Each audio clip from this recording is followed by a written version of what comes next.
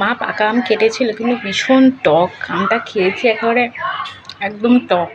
দেখি এটা দিয়ে কী করা যায়।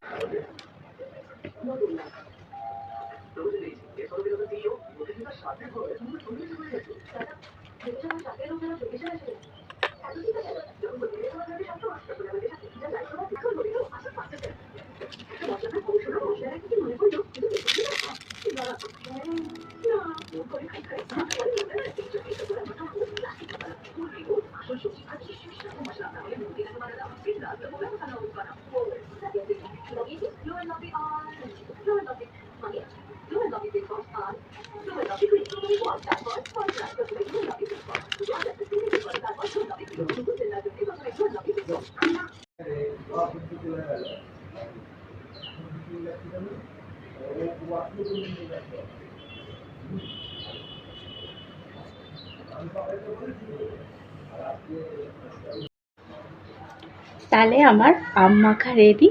তো এবার খাই। এরকম করেও যদি কোনো সময় টক আম হয়, এরকম করে একটু মেখে খেয়ে দেখবেন, খুব ভালো লাগবে। দেখি কেমন হয়েছে।